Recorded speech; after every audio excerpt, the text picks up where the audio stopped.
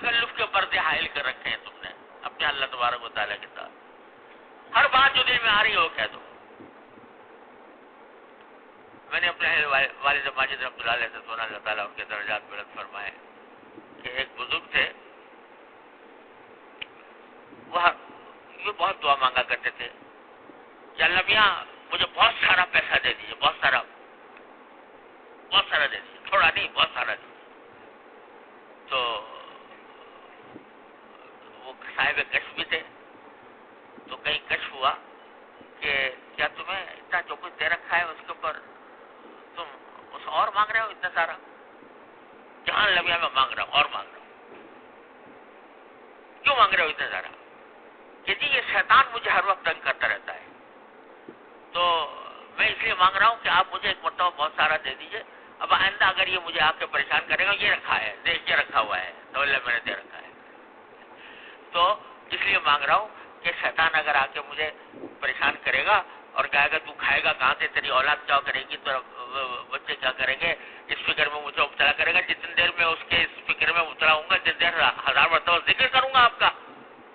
تو اس واسطے میں اس لیے مانگ رہا ہوں کہ مجھے جب اگر ایک مرتبہ آپ نے دے دیا تو جب کبھی آ کے وہ کہے گا کہ کہاں سے کھائے گا، وہ یہ رکھا ہے دیکھ لمحہ کر دیا ہوا، اس سے کھاؤں گا، میرے بچے اس سے کھائیں گے. تو فرمایا کہ اس طرح اللہ تبارک و تعالیٰ سے بے تکلفی سے مانگا کرو، اور جتنا بے تکلفی سے مانگو گے، بدتمیزی سے نہیں بھائی، ہاں بدتمیزی سے نہیں، بے تکلفی سے، کہ اللہ تبارک و تعالیٰ میرے خالق ہیں، میرے مالک ہیں، میرے رازق ہیں، میرے مولا ہیں، میرے سب کچھ ہیں، کیوں نہ مانگوں ان سے؟ جو میری حاجات ہیں میں ان سے کیوں نہ مانگوں؟ تو بے تکلفی سے مانگو، لیکن بدتمیزی نہ ہو، تو یہ کیا ہوگا؟ اللہ تعالیٰ کو بھی یہ ادائیں پسند آ جاتی ہے، بے تکلفی کی ادائیں ہیں، اور اس کے نتیجے میں اللہ تبارک و تعالیٰ کے ساتھ تعلق اور مضبوط ہوتا ہے، اللہ تبارک و تعالیٰ کے ساتھ تعلق.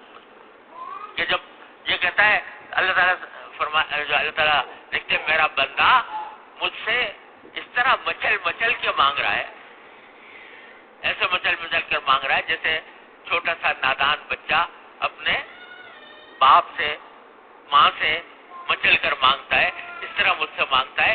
تو پھر اللہ تبارک و تعالیٰ تو ماں باپ سے کہیں زیادہ شفیق، کہیں زیادہ مہربان، لہٰذا وہ اس کی اس اداؤں کو بھی پسند فرماتے ہیں، اور اس اداؤں کے اوپر بھی مزید نوازش ہوتی ہے. لہذا اللہ تبارک و تعالیٰ سے رابطہ اصل چیز یہ ہے، اللہ تبارک و تعالیٰ اپنے فضل و کرم سے ہی عطا فرما دیں کہ اللہ تعالیٰ سے مانگو، اور بے تکلفی سے مانگو، بے مچل کر مانگو، اور اللہ تعالیٰ سے اس کے ذریعے اپنی جو تعلق ہے اس تعلق کو مضبوط کرو. ہمارے والا قدس اللہ تعالیٰ سے فرمایا کرتے تھے، پہلے بھی عرض کیا کہ سارے قرآن کا خلاصہ وہ فرماتے ہیں سورہ فاتحہ، اور سورہ فاتحہ کا خلاصہ ایاک نعبد و ایاک نستعین. اے اللہ ہم آپ ہی کی عبادت کرتے ہیں، آپ ہی سے مانگتے ہیں. پہلے ہی دن کہلوا لیا یہ قرآن کریم میں پہلے ہی سورت میں یہ بات کہلوا لی بندے تھے، اور صرف نے کہلوا دے لی، کہا 5 مرتبہ، کہا 5 مرتبہ نہیں، کتنی مرتبہ ہو گئی، ہر رکعت میں ہوتی ہے، کوئی رکعت اس سے خالی نہیں.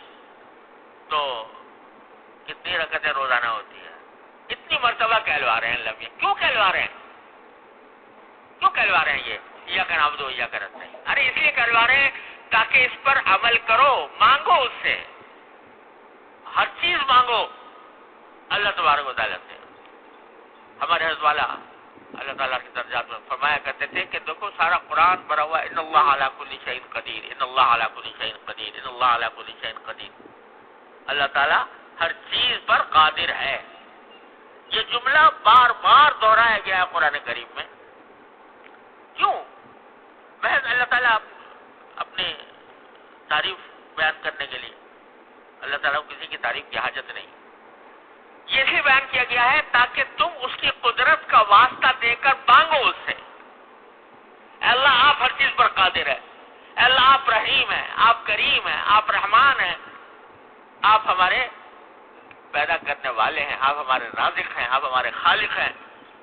تو اللہ اور ہر چیز پر قادر ہے.